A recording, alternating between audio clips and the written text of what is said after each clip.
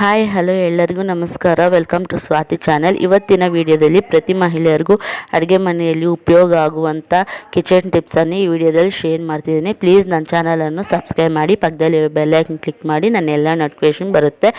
ನೀವು ಸಬ್ಸ್ಕ್ರೈಬ್ ಮಾಡೋದ್ರಿಂದ ನಾನು ಇನ್ನೂ ಹೆಚ್ಚೆಚ್ಚು ವಿಡಿಯೋನ ಶೇರ್ ಮಾಡೋಕ್ಕೆ ಇಷ್ಟ ಆಗುತ್ತೆ. ಪ್ಲೀಸ್ ನನ್ನ ಚಾನಲನ್ನು ಸಪೋರ್ಟ್ ಮಾಡಿ.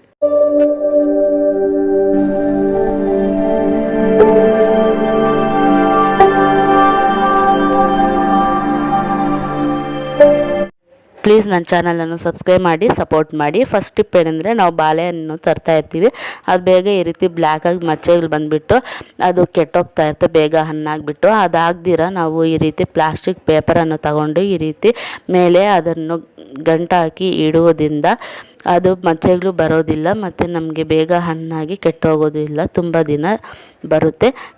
ನಿಮಗೆ ಈ ಟಿಪ್ಸಲ್ಲಿ ಯಾವ ಟಿಪ್ ಇಷ್ಟ ಆಗಿದೆ ಅಂತ ನಾನು ಪ್ಲೀಸ್ ಕಾಮೆಂಟ್ ಸೆಕ್ಷನಲ್ಲಿ ಕಾಮೆಂಟ್ ಮಾಡಿ. ಆ್ಯಂಡ್ ಇನ್ನೂ ನನ್ನ ಚಾನಲನ್ನು ಯಾರು ಸಬ್ಸ್ಕ್ರೈಬ್ ಮಾಡ್ದಿರೋ ನೋಡ್ತಿರೋ ಪ್ಲೀಸ್ ನನ್ನ ಚಾನಲನ್ನು ಸಬ್ಸ್ಕ್ರೈಬ್ ಮಾಡಿ, ನಿಮ್ಮ ಫ್ರೆಂಡ್ಸ್ ಫ್ಯಾಮಿಲಿ ಮೆಂಬರ್ಸ್ಗೂ ಸಬ್ಸ್ಕ್ರೈಬ್ ಮಾಡೋಕ್ಕೆ ಹೇಳಿ. ಆ್ಯಂಡ್ ಪ್ಲೀಸ್ ನನ್ನ ಚಾನಲನ್ನು ಸಪೋರ್ಟ್ ಮಾಡಿ, ಇನ್ನೂ ಹೆಚ್ಚೆಚ್ಚು ವೀಡಿಯೋನ ನಿಮಗೆ ಶೇರ್ ಮಾಡ್ತೀನಿ.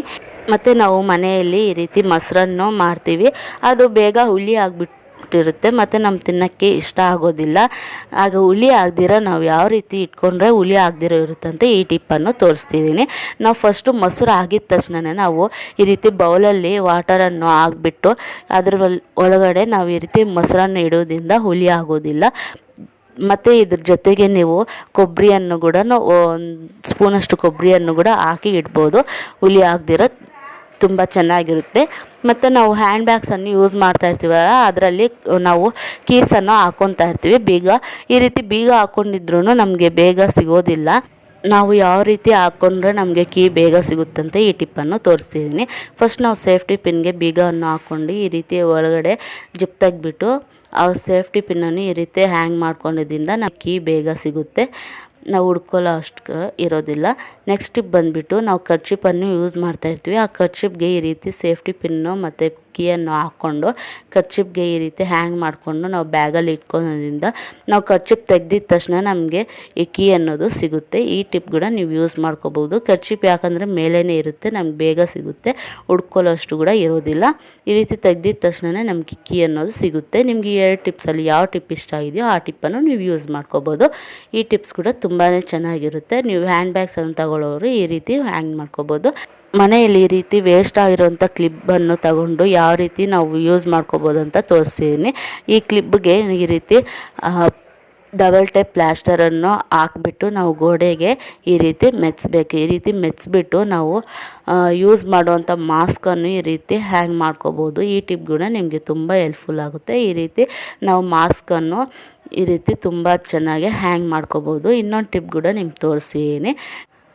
ಶಿಂಕ್ ಹತ್ರ ಪಾತ್ರೆ ತೊಳೆದಾದ ತಕ್ಷಣ ನಾವು ಕ್ಲಾತಿಂದ ಕೈಯನ್ನು ಒರೆಸ್ಕೊತೀವಿ. ಅದು ಯಾವ ರೀತಿ ನಾವು ಶಿಂಕ್ ಹತ್ರ ಈ ರೀತಿ ಕ್ಲಾತನ್ನು ಹ್ಯಾಂಗ್ ಮಾಡ್ಕೋಬೇಕು ಅಂತ ತೋರಿಸ್ತಿದ್ದೀನಿ. ಫಸ್ಟು ನಾವು ಕ್ಲಾತ್ಗೆ ಈ ರೀತಿ ಬಟ್ಟೆಗೆ ಹಾಕ್ಕೊಳ್ಳೋ ಅಂಥ ಕ್ಲಿಪ್ಪನ್ನು ತಗೊಂಡು ನಾವು ಪಪ್ಪಿ ಕ್ಲಿಪ್ಗೆ ಈ ರೀತಿ ಶಿಂಕ್ ಹತ್ರ ಒಂದು ಇಟ್ಕೊಂಡು ಹ್ಯಾಂಗ್ ಮಾಡ್ಕೊಳ್ಳೋದ್ರಿಂದ ತುಂಬ ಯೂಸ್ ಆಗುತ್ತೆ. ನಾವು ಪಾತ್ರೆಯನ್ನು ತೊಳೆದ್ಬಿಟ್ಟು ಅಲ್ಲೇ ನಾವು ಕೈಯನ್ನು ಒರೆಸ್ಕೋಬೋದು. ಈ ಟಿಪ್ ಕೂಡ ನೀವು ತುಂಬ ಯೂಸ್ಫುಲ್ ಆಗುತ್ತೆ. ಇದೇ ನೀವು ಹ್ಯಾಂಡ್ ವಾಶ್ ಹತ್ರ ಕೂಡ ಇದೇ ರೀತಿ ಹಾಕ್ಕೋಬೋದು, ಅಲ್ಲಿ ಕೂಡ ತುಂಬ ಹೆಲ್ಪ್ಫುಲ್ ಆಗುತ್ತೆ. ನಿಮಗೆ ಈ ಟಿಪ್ಸಲ್ಲಿ ಯಾವ ಟಿಪ್ ಇಷ್ಟ ಆಗಿದೆ ಅಂತ ನಾನು ಕಾಮೆಂಟ್ ಸೆಕ್ಷನಲ್ಲಿ ಕಾಮೆಂಟ್ ಮಾಡಿ. ಪ್ಲೀಸ್ ನನ್ನ ಚಾನಲನ್ನು ಸಬ್ಸ್ಕ್ರೈಬ್ ಮಾಡ್ಕೊಳ್ಳಿ. ನೆಕ್ಸ್ಟ್ ಟಿಪ್ ಬಂದುಬಿಟ್ಟು, ವೇಸ್ಟ್ ಆಗಿರೋಂಥ ಈ ರೀತಿ ಕಪ್ಸ್ ಇರುತ್ತಲ್ಲ, ಆ ಕಪ್ಸನ್ನು ಯಾವ ರೀತಿ ಯೂಸ್ ಮಾಡ್ಕೋಬೇಕು ಅಂತ ತೋರಿಸ್ತೀನಿ. ಮತ್ತು ನಾನು ಕಪ್ ಜೊತೆಗೆ ಈ ರೀತಿ ವೇಸ್ಟ್ ಆಗುವಂಥ ಸಾಕ್ಸನ್ನು ಕೂಡ ತೊಗೊತಿದ್ದೀನಿ. ಆ ಸಾಕ್ಸಲ್ಲಿ ನಾವು ಈ ರೀತಿ ಕಪ್ಪನ್ನು ಒಳಗಡೆ ಇಡಬೇಕು. ಈ ರೀತಿ ಇಟ್ಟು ಆ ಸಾಕ್ಸ್ ಎಕ್ಸ್ಟ್ರಾ ಇರೋವಂಥ ಸಾಕ್ಸನ್ನು ಕ್ಲೀನಾಗಿ ಫೋಲ್ಡ್ ಮಾಡ್ಕೋಬೇಕು. ಆ ಫೋಲ್ಡ್ ಮಾಡ್ಕೊಂಡಿರೋಂಥ ಕಪ್ಪಲ್ಲಿ ನಾವು ಈ ರೀತಿ ಪೆನ್ಸನ್ನು ಇಲ್ಲಾಂದರೆ ಸ್ಪೂನ್ಸನ್ನು ಇಟ್ಕೊಳ್ಳೋಕ್ಕೆ ಒಂದು ಬಾಕ್ಸ್ ಕಪ್ ಟೈಪು ನಾವು ಇಟ್ಕೋಬೋದು. ನೋಡಿ ಈ ರೀತಿ ಇದೆಯಲ್ಲ, ಅದರಲ್ಲಿ ನಾವು ಪೆನ್ಸ್ ಆಗಿರ್ಬೋದು ಇಲ್ಲ ಸ್ಪೂನ್ಸ್ ಆಗಿರ್ಬೋದು ಇಟ್ಕೋಬೋದು. ತುಂಬ ಚೆನ್ನಾಗಿ ಕಾಣಿಸುತ್ತೆ ಮತ್ತು ಈಸಿಯಾಗಿ ಕೂಡ ಇರುತ್ತೆ. ಈ ಟಿಪ್ ಕೂಡ ನೀವು ಯೂಸ್ ಮಾಡ್ಕೋಬೋದು. ನಾವು ಸ್ಟೌವನ್ನು ತೊಳೆಯುವಾಗ ಈ ರೀತಿ ಬರ್ನರ್ಸ್ ಇರುತ್ತಲ್ಲ, ಆ ಬರ್ನರ್ಸ್ಗೆ ನೀರೆಲ್ಲ ಹೋಲ್ಸ್ಗೆ ಹೋಗಿ ಮತ್ತು ಬೇಗ ಅಂಟ್ಕೊಳ್ಳೋದಿಲ್ಲ. ಅಂಥ ಟೈಮಲ್ಲಿ ನಾವು ಬರ್ನರ್ಸನ್ನು ತೆಗೆದುಬಿಟ್ಟು ಮತ್ತು ಅದ್ರ ಜೊತೆಗೆ ನಾವು ಒಂದು ಚಿಕ್ಕ ಚಿಕ್ಕ ಬೌಲ್ಸ್ ಇರುತ್ತಲ್ಲ, ಆ ಬೌಲ್ಸನ್ನು ಅದರಲ್ಲಿ ಈ ರೀತಿ ಕ್ಲೋಸ್ ಮಾಡಿ ಇಡೋದ್ರಿಂದ ನಾವು ವಾಶ್ ಮಾಡಿರೋಂಥ ವಾಟರು ಸ್ಟವ್ ಒಳಗಡೆ ಹೋಗೋದಿಲ್ಲ, ತುಂಬ ಕ್ಲೀನಾಗಿರುತ್ತೆ ಮತ್ತು ಬೇಗ ನಮಗೆ ಸ್ಟವ್ ಅಂಟ್ಕೊಳ್ಳುತ್ತೆ. ಈ ಟಿಪ್ ಕೂಡ ನೀವು ಯೂಸ್ ಮಾಡ್ಕೋಬೋದು. ಈ ಟಿಪ್ಸಲ್ಲಿ ನಿಮ್ಗೆ ಯಾವ ಟಿಪ್ ಇಷ್ಟ ಆಗಿದೆ ಅಂತ ನಂಗೆ ಕಾಮೆಂಟ್ ಸೆಕ್ಷನಲ್ಲಿ ಕಾಮೆಂಟ್ ಮಾಡಿ. ಈ ಟಿಪ್ಸ್ ನಿಮಗೆ ಯಾವುದಾದ್ರೂ ಯೂಸ್ಫುಲ್ ಆಗುತ್ತೇನೋ ಅದು ಕೂಡ ನೀವು ಫಾಲೋ ಮಾಡ್ಕೋಬೋದು. ಪ್ಲೀಸ್ ನನ್ನ ಚಾನಲನ್ನು ಸಬ್ಸ್ಕ್ರೈಬ್ ಮಾಡಿ. Thanks for watching and please support my channel.